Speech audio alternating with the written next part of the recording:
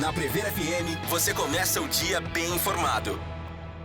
Agora 7h04, voltamos com o primeiro jornal aqui na Prever FM. Para a nossa entrevista número 881, já está aqui no estúdio o secretário municipal de saúde e vice-prefeito, doutor André Spadaro.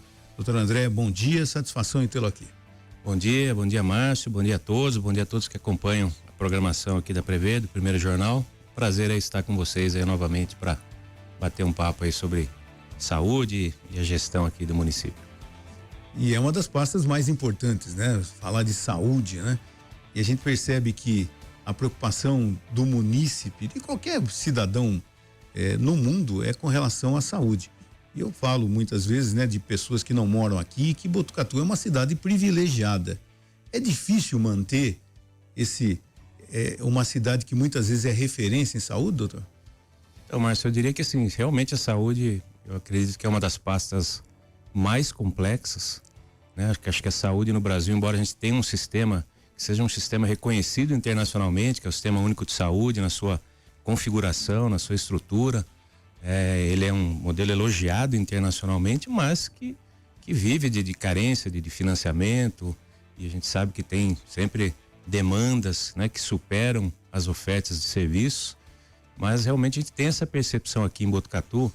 E apesar de a saúde, se você fizer pesquisas, e por exemplo, o Datafolha faz isso todos os anos, e perguntando para a população no país inteiro o que mais incomoda, né? Onde está o maior problema do país, e a saúde quase que invariavelmente lidera essa lista, e também não é diferente aqui em Botucatu. Então a gente sempre vai ver essa questão da saúde como um dos principais temas assim que trazem, né, preocupação e dificuldades aí para a população. Mas realmente em Botucatu a gente tem um campo de equipamentos de saúde muito privilegiado, né? Então, um hospital das clínicas com 500 leitos, é o segundo hospital no estado que mais produz, mais atende, mais realiza procedimentos depois do HC da USP de São Paulo.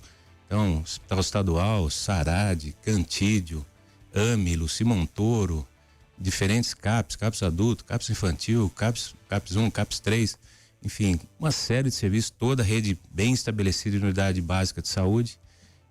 Então é um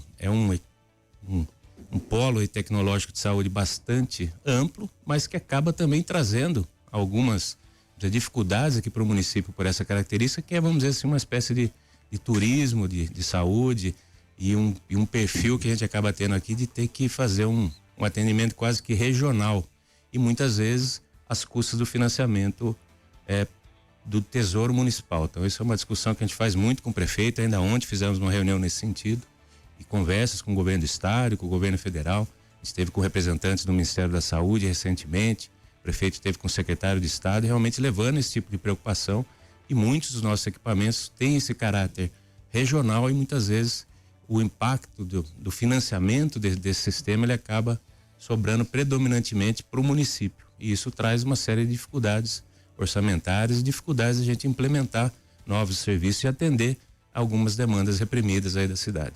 Isso é interessante, viu, Márcio? Eu me lembro que ainda na gestão do prefeito Pardini, nos primeiros 4 anos, ele acabou divulgando uma informação em que Botucatu tem 150 mil habitantes, mas quando você pegava lá o cadastro de pessoas que são atendidas nos postos de saúde, passava de 200 mil. Como é que é um negócio desse? Hoje Isso passa de 300 mil. Nossa. Então a gente estava discutindo isso também. Ainda. Isso ainda existe uma invasão muito grande, né? Então, pessoas que identificam, né? E muitas vezes a gente tem até essa curiosidade, muitas vezes pessoas que são de fora do município até valorizam mais os serviços que a gente oferece aqui no município. Então a gente tem muito disso. Então, seja no pronto-socorro adulto, seja na unidade básica de saúde, muitas vezes vans, carros de outros municípios trazendo 8, 9, 10 pessoas, vamos dizer, deixando lá no pronto-socorro no final de semana, para que a gente possa fazer o atendimento no pronto-socorro adulto. Isso sobrecarrega, né, de certa maneira, todos os serviços, e a atenção primária é onde a gente sente isso de uma forma mais intensa, e estamos fazendo uma discussão. Ainda ontem foi tema dessa reunião importante com o prefeito sobre cadastramento, recadastramento. Muito em breve a gente deve voltar essa iniciativa. Tentamos fazer no passado, em 2020, começou a pandemia, tivemos que interromper, então, mas isso está nas próximas ações da saúde, um grande recadastramento da população para que a gente possa dimensionar adequadamente o número de profissionais, né, a nossa rede, para atender prioritariamente os municípios de Botucatu. O SUS tem uma característica que ele é um sistema universal, né? Então você não pode negar atendimento para as pessoas, particularmente atendimentos de urgência e emergência, mas alguns serviços, vamos dizer, agendados, serviços que a gente chama de programáticos, consultas programáticas de rotina, né, para checar a pressão, diabetes, isso a gente pode sim direcionar prioritariamente para os municípios de Botucatu, e para isso a gente vai precisar fazer esse grande esforço aí de recadastramento para que a gente tenha essa população bem definida e possa prestar um serviço mais direcionado ao nosso público que é morador aqui, que recolhe e paga impostos aqui no município. A semana passada a gente deu uma notícia aqui, doutor André, com relação ao HC, e o Ministério Público determinou em 60 dias se tentasse resolver ou começasse a se resolver uma situação da falta de 1.600 funcionários do HC, que é uma reivindicação que veio desde 2017.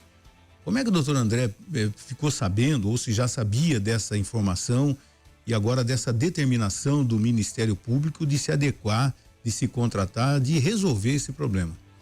Olha, esse é um tema que a gente acompanha já há alguns anos. A própria atenção primária também sofre esse tipo de pressão para estar sempre aumentando o número de profissionais dos mais diferentes conselhos de classe, né? Seja o Corém da enfermagem, seja o conselho de farmácia, né? Então sempre existe esse pleito, né? Essa identificação dos conselhos de classe, que de certa forma estão ali cumprindo o seu papel de defender né, as pessoas ali da sua categoria e identificar sempre lacunas e necessidades de contratação. Eu acho que o grande desafio nessa questão, acho que é absolutamente inviável, no meu entendimento, os números que foram apresentados. Acho que a gente não pode, eu não respondo pelo HC naturalmente, mas de modo genérico, a gente sempre vai identificar dificuldades e necessidades de incrementação de recurso humano. Acho que o grande desafio é encontrar o equilíbrio, né? O meio termo entre o que determina órgãos de controle, como o próprio Ministério da Saúde, né? A Anvisa, secretarias estaduais, e o que determina ou solicita, né, os conselhos de classe, para que a gente chegar num número que seja realmente plausível. Acho que identificar que existe sempre carência e necessidade de aumento de profissionais, acho que isso é natural, acho que é uma realidade, mas agora o desafio que eu entendo que o HC vai ter, particularmente nesse processo, é de identificar ali qual que é essa carência real, né, dentro das normas que estipulam, né, o próprio SUS, né, o Ministério da Saúde, particularmente, para o bom funcionamento de um complexo hospitalar tão grande como o Hospital das Clínicas.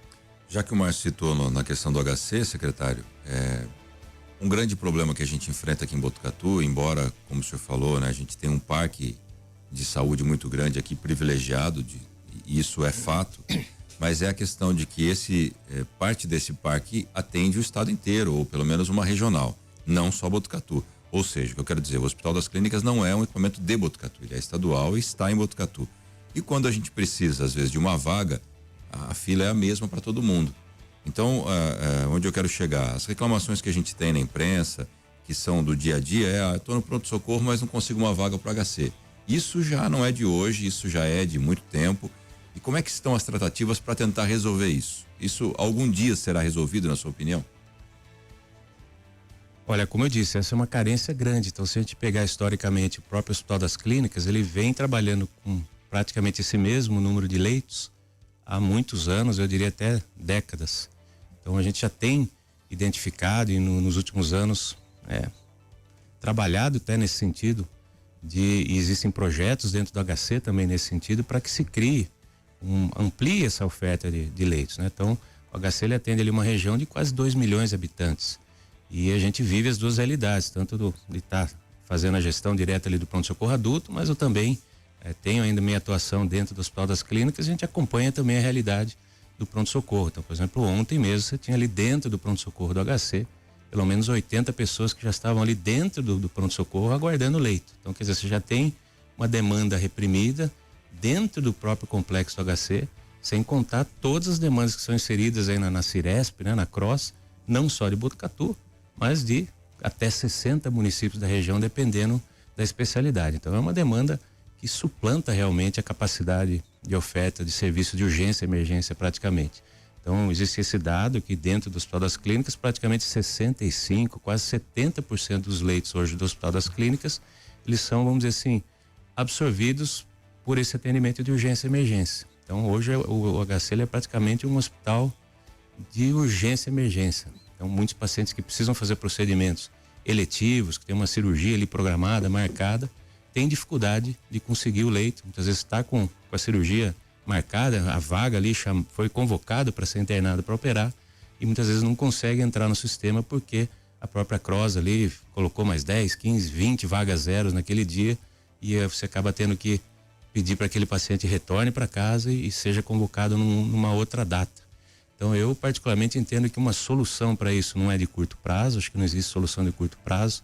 Nós estamos fazendo aí junto com o prefeito Fábio Leite tem nos pedido isso de uma forma bastante intensiva, inclusive tivemos na Procuradoria de Saúde, no Ministério Público, e estamos aí procurando marcar agendas com a DRS de Bauru e na própria CROSS em São Paulo para entender um pouco essa dinâmica, essa dificuldade. No pronto-socorro adulto nós temos pacientes que têm ficado 3, 4, 5, às vezes 7 dias, ele completa às vezes o tratamento de pneumonia, um idoso dentro do pronto-socorro adulto, pedindo vaga todos os dias na CROSS e você não consegue essa vaga de transferência por causa desse sobrecarregamento. Então, eu acho que no médio e longo prazo, uma solução para isso mais definitiva, Godinho, embora você sempre abre um serviço de saúde, parece que a demanda aumenta, né? Então, você amplia um serviço, ele é lotado em 15 dias, você enche. Se abrir mais 20, 30, 40 leitos, em 15 dias está tudo cheio e você continua com as mesmas filas praticamente.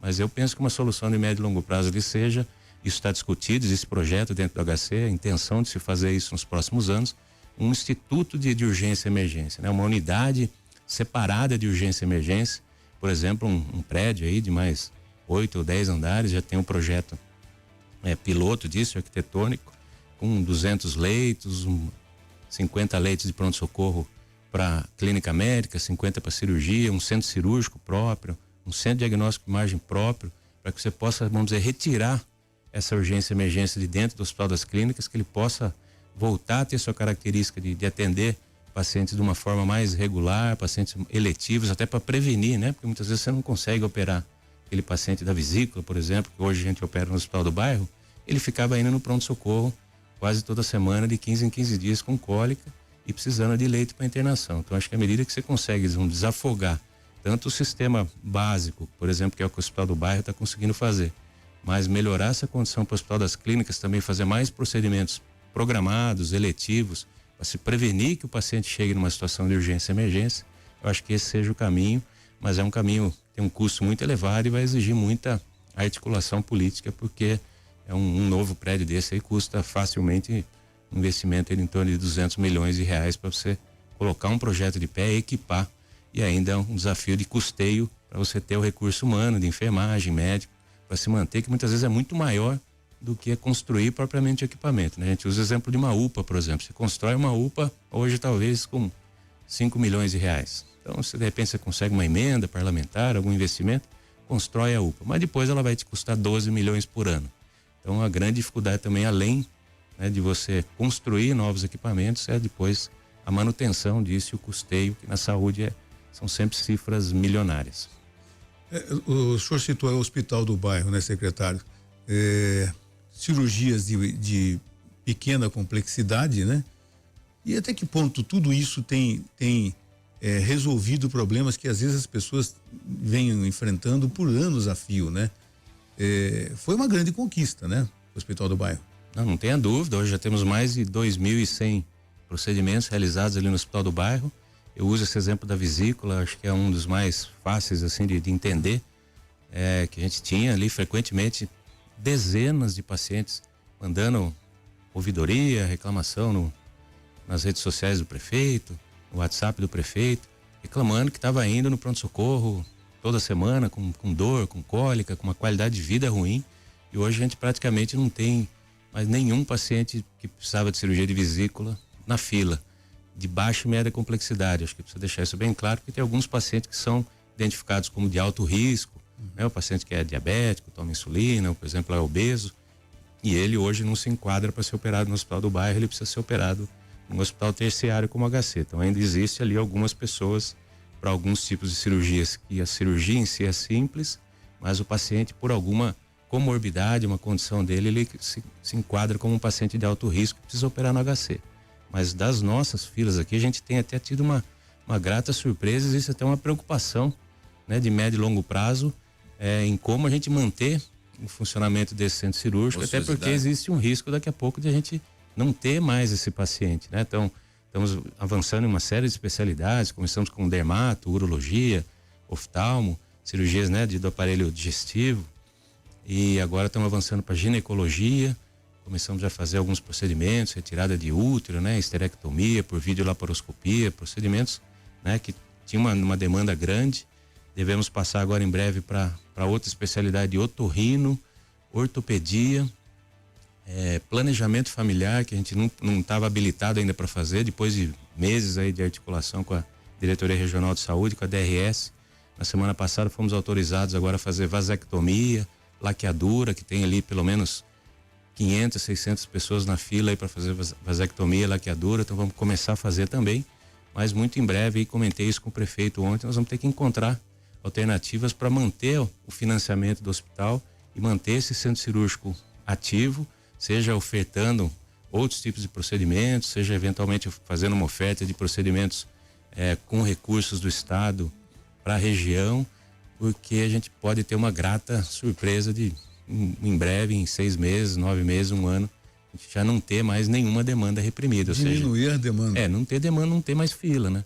Então, para procedimentos aí de baixa e média complexidade. Então, é um problema bom, mas que ao mesmo tempo preocupa, porque você tem um equipamento grande que custa caro e que a gente tem que encontrar formas de manter esse equipamento ativo e com um financiamento adequado para que não fique tudo na conta também do Tesouro Municipal.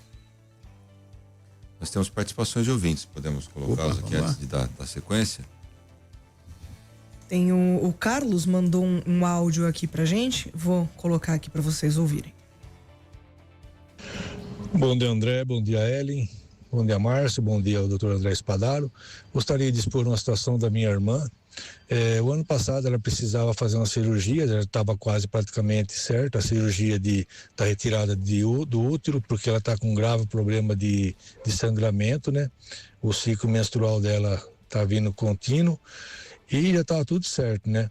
A equipe médica que ia fazer a cirurgia falou para ela que era só passar pelo anestesista e marcar a cirurgia. E que o peso dela, né, não teria problema nenhum, né? Que hoje em dia a medicina avançou bastante e ia ser feito através de vídeo, né? E ela passando pelo anestesista, na época, o anestesista falou para ela que ela não podia fazer por causa do peso, mas antes a equipe médica havia falado que poderia fazer. E ainda na época ele sugeriu ainda que ela tomasse o tal do manjar aí, né? Da vida aí, né? Que é para emagrecer. E com isso daí, ela tem um problema grave de sangramento, que o ciclo menstrual dela está vindo constante, e agora ela está correndo risco de algum momento ela ter uma hemorragia grave aí, talvez até, né, pôr a vida dela em risco. Então gostaria que o Dr. André Spadaros, não que colocasse, né, como prioridade, né, o caso dela, mas que voltasse a reaver, né, o caso dela para poder estar fazendo a cirurgia, porque a qualquer momento ela vai ter uma hemorragia e vai pôr talvez a vida dela em risco. Se ele puder dar uma atençãozinha para nós aí, eu agradeceria muito. Deus abençoe vocês, tenham um bom dia. Carlos, obrigado pela mensagem. Acho que depois, se eu conseguir aqui o seu contato com a equipe, a gente entra em contato com vocês, até para eu poder pegar o nome completo dela, data de nascimento, enfim, para a gente poder levantar essa situação específica. Acho que não cabe a gente discutir aqui publicamente e vamos ver qual que é o melhor caminho, se não for no hospital do bairro, se for uma cirurgia que for considerada de alto risco, né, como a gente comentou aqui, que precise de um suporte, por exemplo, de retaguarda de UTI, que é a grande dificuldade hoje para esse tipo de procedimento de alto risco, a gente buscar esse encaminhamento via Hospital das Clínicas. Uma outra questão aqui, tem mais uma, né? Tem uma na live do Facebook, a Joyce Barreiro, ela diz: minha mãe está há 10 anos com crises de pedra na vesícula, foi muitas vezes no pronto-socorro, medicam e mandam de volta para casa, e são crises de dores fortíssimas. Então acho que é a mesma questão, também vou precisar do contato para pegar o nome completo dela e ver especificamente qual que é o caso dela, porque realmente, como eu disse, nós não temos praticamente hoje, se tiver acho que 6 pessoas na fila para vesícula identificadas como de baixo e médio risco é muito. Então temos que identificar, né, no caso, idade, comorbidades. Isso é um caso que requer um atendimento específico, né, terciário no Hospital das Clínicas. Então depois eu também pego aí o contato aí de vocês. Normalmente, se ela vai no levantar. pronto-socorro, por exemplo, né, e foi identificado esse problema na vesícula, ela é encaminhada para o Hospital do Bairro, se for o caso? Não, hoje ainda não existe esse fluxo, né? Porque o Hospital do Bairro, ele trabalha só com procedimentos agendados, procedimentos eletivos.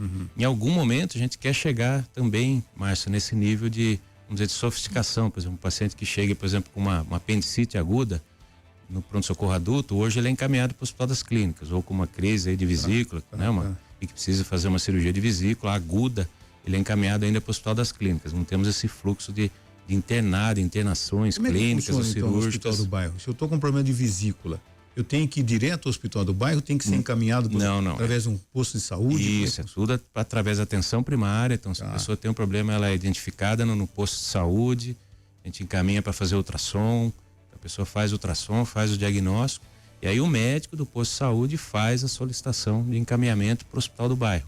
Então isso vai para a Secretaria de Saúde, um setor de regulação lá que a gente chama de UAC, Unidade de Avaliação e Controle, que faz todos os encaminhamentos, agendamentos de todos os procedimentos, consultas, seja no AME, no Hospital das Clínicas, no Hospital do Bairro.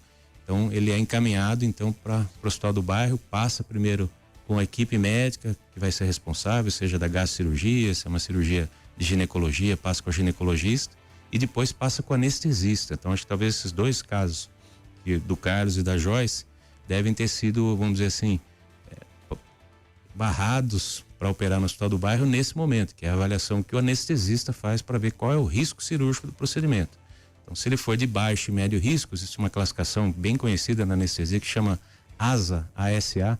Então, se ele for ASA 1, ASA 2, ele pode ser operado no Hospital do Bairro. Se ele for ASA 3, que é um risco maior, então esse paciente ele é direcionado, ele retorna para a regulação para que seja encaminhado para o Hospital das Clínicas. Esse que é mais ou menos o fluxo. Falta no Hospital do Bairro para que ele possa receber, por exemplo, o paciente que sai direto do pronto-socorro? Então, primeiro ele teria que ter leitos de internação. Então, por exemplo, ele teria que abrir hoje ele não tem previsão, né? Dentro do chamamento que foi feito na ocasião, ele não prevê internação clínica.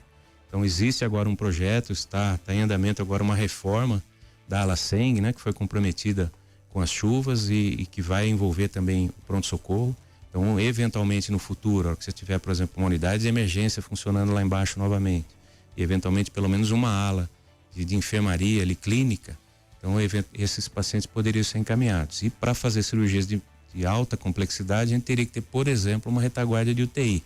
Então, leitos de semi-intensivo, ou mesmo 2, 3, 4 leitos de UTI dentro do Hospital do Bairro, para eventualmente, se a gente chegar naquele problema de não ter mais fila, não ter mais paciente de baixa e média complexidade para operar no Hospital do Bairro, e a gente quiser avançar e operar pacientes de mais alta complexidade, como por exemplo esses dois casos dos ouvintes de hoje, a gente teria que reestruturar o hospital e ter então essa unidade de emergência, eventualmente leitos de semi-intensiva e de UTI para fazer procedimentos mais complexos, por exemplo, até de ortopedia. No passado se fazia, quando era o Hospital Sorocabana, se fazia ali próteses, cirurgias ortopédicas de prótese de joelho, prótese de quadril, que vamos dizer que são dentro da ortopedia cirurgias de maior porte.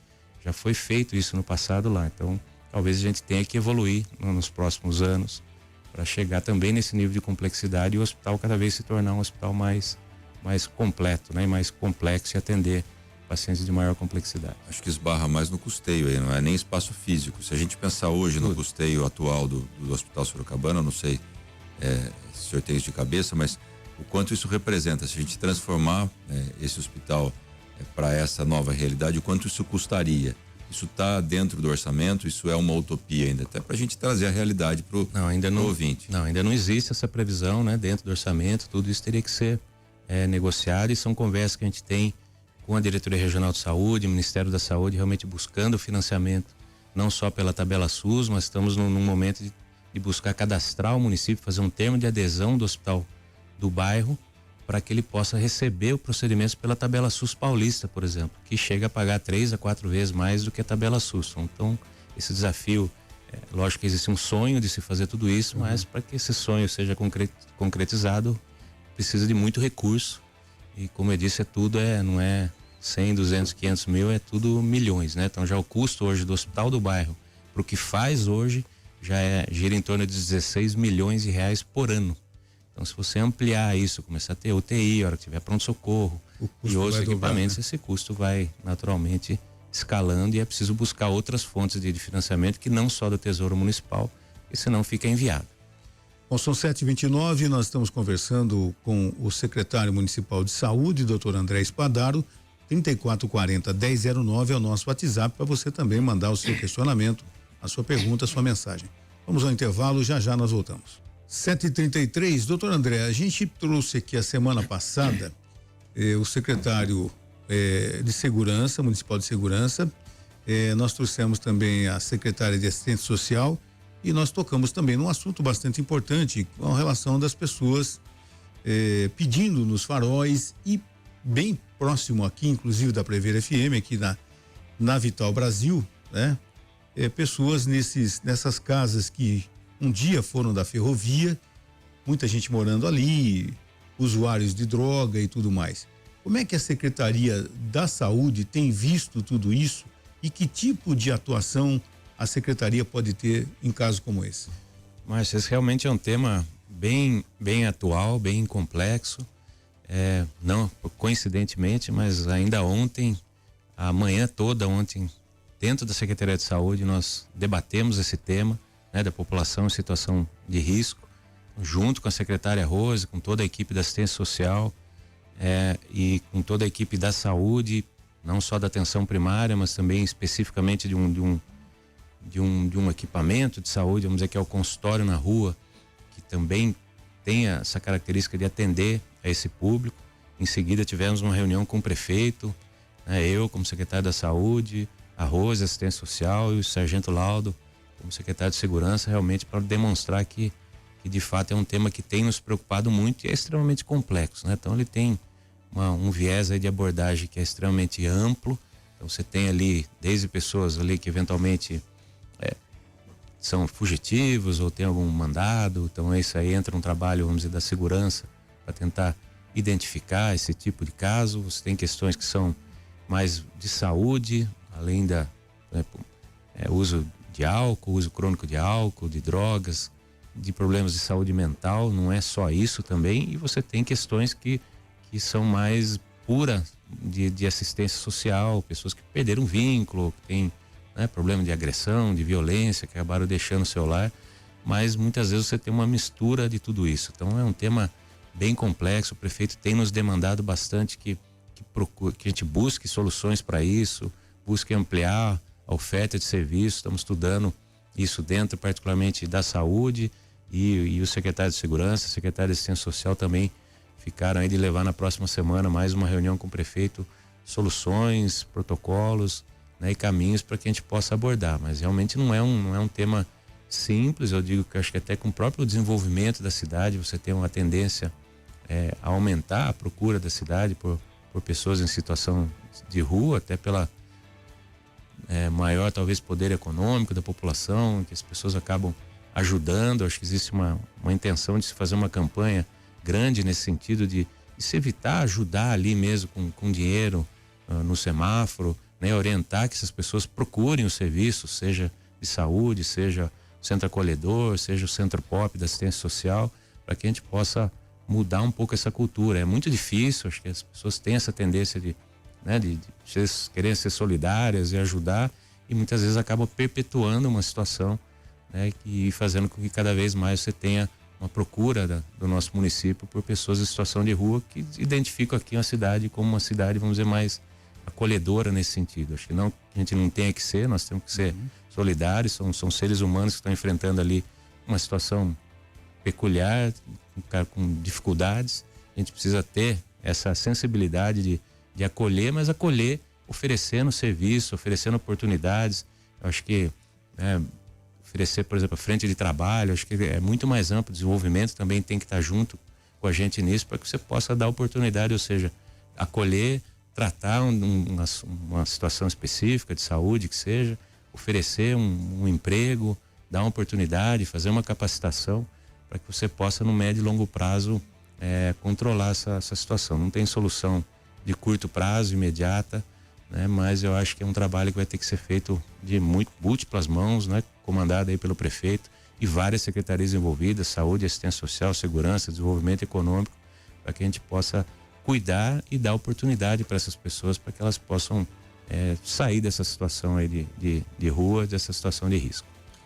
Uma coisa que a gente sempre diz aqui, secretário, é exatamente isso, que esse problema crônico, ele não vai se resolver só com assistência social, só com segurança, envolve também a participação da saúde e até trouxemos aqui já os outros secretários e para entender quais são os serviços oferecidos, né? A Secretaria de Segurança, ela vai agir diante da lei, não tem muito o que inventar, é prender, tirar da circulação para quem não tem liberdade, né? Quem teria que estar privado de liberdade.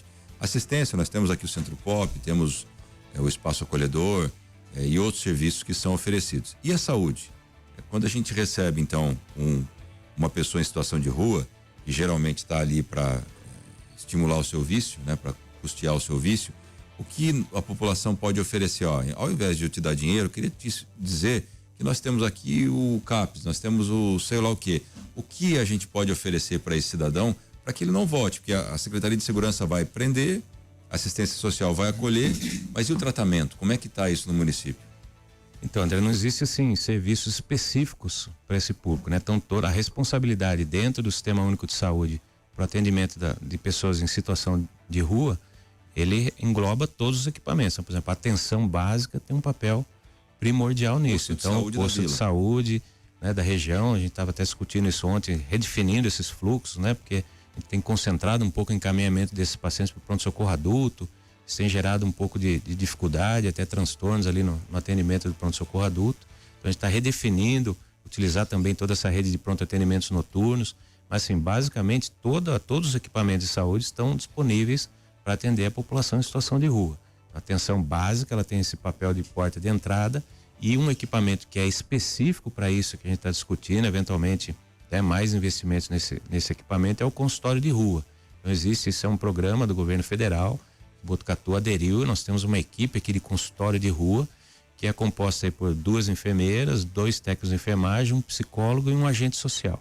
Então, essas pessoas ficam na rua, literalmente, porque esse programa, a ideia dela não é nem trazer aquela pessoa para dentro do serviço de saúde necessariamente, mas sim oferecer o serviço de saúde em loco, seja numa praça, onde essa pessoa estiver, né? Isso envolve uma série de ações como controle de pressão, controle de diabetes, testes rápidos de HIV, de hepatite, né? Vacinação dessa população, curativos, garantir que ela tome medicações, faça testes, por exemplo, para tuberculose, garantir que essa pessoa tome o remédio ali diariamente. Isso é feito com supervisão direta desses profissionais, quando eles precisam ser encaminhados para algum serviço, que tem alguma vaga para eles se tratar, eventualmente, seja no Sarad, seja em Jaú, seja em Pirajuí, essa equipe de consultório de rua faz também esse encaminhamento. Eu acho que esse que, inclusive, é o objetivo, né? Porque esse atendimento básico é básico, né? Mas e para ele não voltar, para ele sair da rua? A saúde consegue ter algum papel nesse sentido? Porque a questão é o vício, né? O que a gente pode oferecer para essa pessoa se tratar e, eu saí da rua, fui para frente do trabalho, consegui meu trabalho, agora eu mudei de vida. Acho que essa é a expectativa da população, né? E a grande dificuldade que se tem, André, nesse sentido é, por exemplo, vamos usar aqui, por exemplo, do Sarad. O Sarad, ele tem uma característica que ele é uma ferramenta ali, vamos dizer, de desintoxicação, que você tem ali, por regra, é o funcionamento do Sarad, tirando alguns casos muito específicos, como ordem judicial, que a pessoa pode ficar ali por um tempo mais prolongado, mas basicamente as internações são de 15 dias.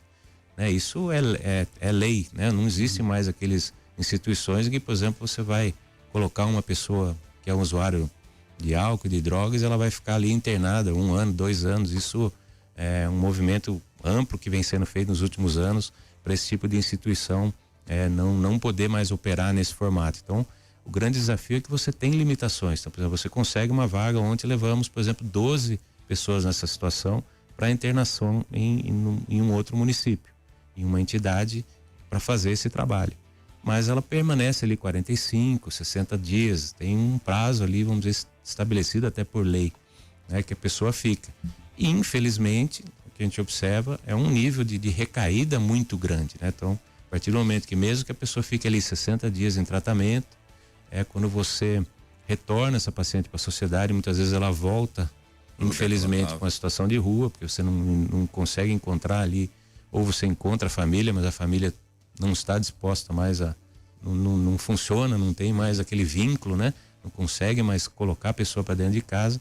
Infelizmente, você tem níveis de incidência de recaídas das pessoas voltar ali a beber, voltar a usar droga, assim, extremamente elevados. Eu diria acima de 80%, 90% dos casos, infelizmente, acabam recorrendo. Então, esse é um desafio muito grande. E aí você acaba muitas vezes pessoas que passam por 2, 3, 4, 5 internações, mas que sai e retorna pro vício, sai e retorna. Então é um desafio grande, complexo, não vai ter uma solução assim de curto prazo, mas acho que todos esses equipamentos que você citou, todas essas secretarias, entidades, instituições têm que trabalhar em conjunto para sempre buscar alternativas de tratamento, de acolhimento, de oferta de emprego, de oportunidade, para que essa pessoa possa ter um respaldo ali para ter uma chance de sair dessa situação.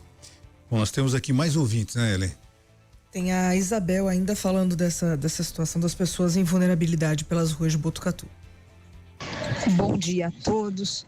Primeiramente, eu quero cumprimentar vocês da rádio por estarem abordando esse assunto tão delicado, trazendo aí o secretário para estar, conversando, mas é uma situação muito difícil, eu imagino, para tentar se resolver. Eu acredito que é muito difícil, porque isso vem uma questão familiar, são várias situações, Mas assim, o que me chama a atenção é que cada vez mais, a gente observa que são mais jovens, Tem um rapaz que eu dou latinha para ele, converso muito com ele anda com 3 cachorros, Ele tem um amor muito grande pelos cachorros e eu converso bastante com ele. Agora, o que eu faço sempre eu tenho água no carro, E se algum desses me abordam, eu dou água, dinheiro não dá.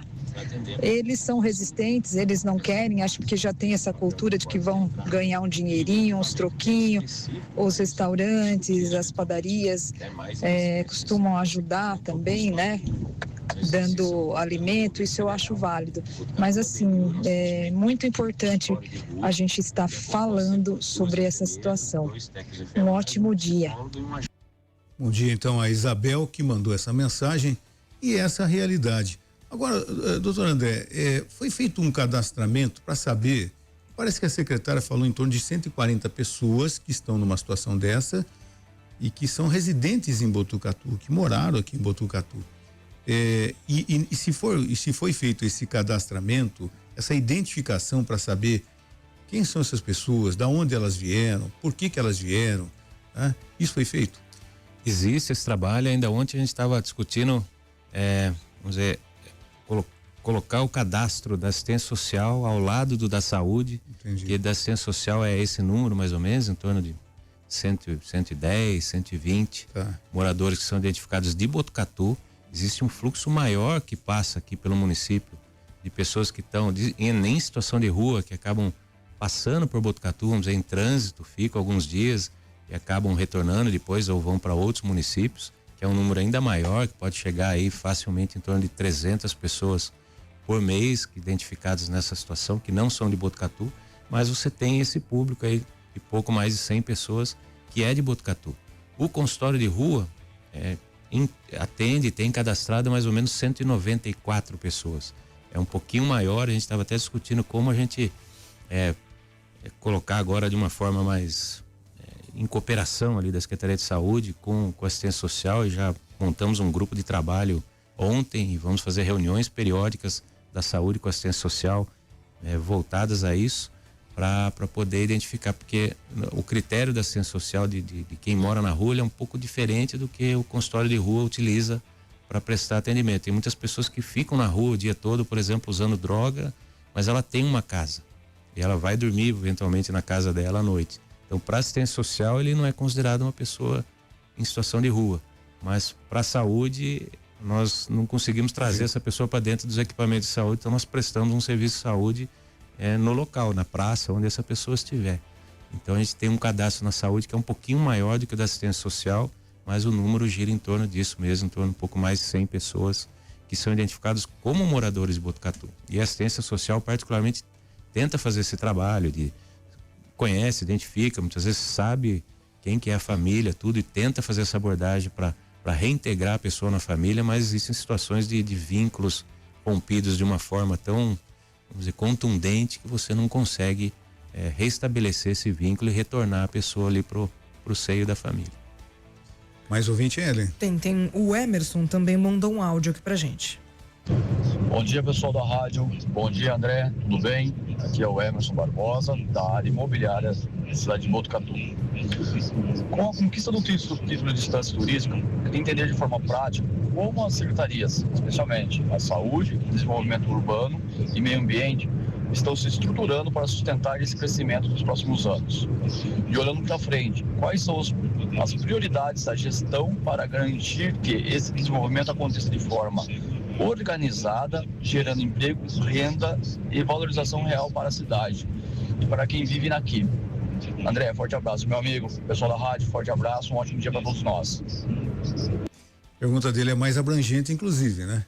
Sim, interessante. Sem dúvida. Você tem que se programar, saber que a cidade está crescendo, tem esse título agora de distância turística e tudo mais, mas o crescimento de cidade, os problemas também podem aumentar, né? Exatamente, é o que a gente estava dizendo aqui. Botucatu já tem essa característica, vamos dizer, de um turismo de saúde, né, entre outros, mas essa conquista que é fundamental aqui para o município de se tornar instância, ela traz mais recursos para o município, vai aumentar, né, a quantidade de recursos para se investir no turismo, e com certeza à medida que você atrai mais esse público, você vai ter, né, como o Emerson comentou, uma série de desafios. Então, desafios seja de rede de hotelaria, né, desafios para você, da própria de alimentação, restaurantes, cadeia de alimentação. Eu acho que é um problema bom, né? Então você transformar em instância, você ter mais recursos, investir e ter esse aporte de pessoas que vêm para cá é um problema interessante, mas que pode trazer desafios, que é bom isso também, mas muitas das pessoas que acabam vindo para cá podem também se estabelecer no município. Isso vai aumentar a demanda, para tudo, aumenta a demanda para serviço de saúde, aumenta a demanda para escola, para creche, né? Então é um desafio interessante, realmente uma pergunta muito abrangente aí do Emerson, e que vai requerer, e o prefeito já tem essa noção claramente, que uma série de secretarias desenvolva ações, desenvolvimento econômico, educação, saúde, assistência social, para que você possa comportar esse nível de pessoas a mais que vão buscar a cidade aqui e vão precisar utilizar determinados serviços. Nós temos ainda outro intervalo, né? O último, não é isso? Vamos fazer rapidinho esse intervalo, já a parte final da entrevista com o doutor André Spadaro. 7h54, momentos finais do primeiro jornal desta terça-feira, entrevistando o doutor André Spadaro, secretário de Saúde e vice-prefeito municipal da Estância Turística de Botucatu. André. Tem uma última pergunta aqui, secretário, antes da gente encerrar, mais 6 minutos aí pra gente acabar, mas a Thaís perguntou um assunto importante também aqui, um centro especializado para pessoas com TEA, que é o transtorno do espectro autista, aqui no município, e foi anunciado que teria essa criação e até agora nada. Qual é o cronograma para a entrega desse centro? André, realmente existe essa iniciativa e a gente tinha anunciado no ano passado, inclusive em audiência pública na Câmara, com mães atípicas, que a gente tinha a pretensão de inaugurar ali em outubro, novembro, dentro ali atrás ali do Hospital do Bairro, né? Dentro do complexo do Hospital do Bairro, ali na rua de trás ali da praça. Mas como teve aquela chuva, né? Em outubro, que destruiu lá toda a ala 100, né? E teve danos ali importantes ali na estrutura predial. Então isso acabou sendo postergado, mas estamos numa fase final. Agora estão terminando todos os fechamentos ali em locais que foram prejudicados ali pelas chuvas. Eu acredito que mais umas 2 semanas a gente deva terminar isso, e a nossa ideia é inaugurar ainda até o final de março ou na primeira quinzena de abril, mais tardar, um serviço que é chamado de serviço de estimulação precoce. né? Então são inicialmente para crianças até 5 anos de idade, que têm identificados atrasos de desenvolvimento. Já existe um trabalho da saúde com a educação, isso tudo já foi mapeado, tem mais de 2.500 crianças foram avaliadas para poder receber atendimentos de fisioterapia, fono, psicólogo. Então isso vai começar a ser feito dentro dessa estrutura do Hospital do Bairro, atrás ali na rua de trás, perto ali ao lado do centro oftalmológico. Tá? Então a gente quer inaugurar isso nas próximas semanas.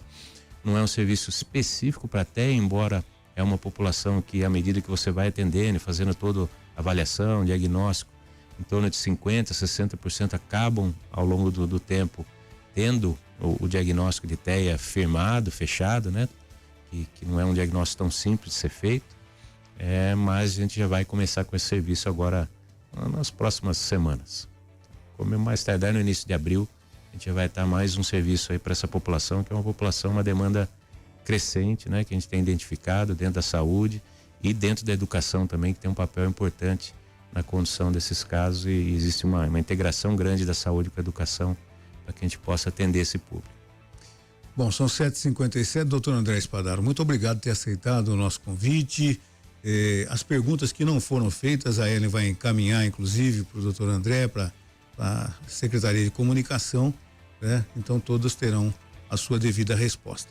Muito obrigado, bom dia, senhor doutor. Eu que agradeço, Márcio, André Godinho, Ellen, tá? Estão sempre à disposição, sempre que tiver oportunidade, só entrar em contato, e a gente vem aqui para esclarecer, trazer informação, ouvir as críticas e demandas. Acho que isso é fundamental para que a gente possa melhorar e aprimorar o serviço à nossa população aqui de Botucatu. Você ouviu Primeiro Jornal Previr FM.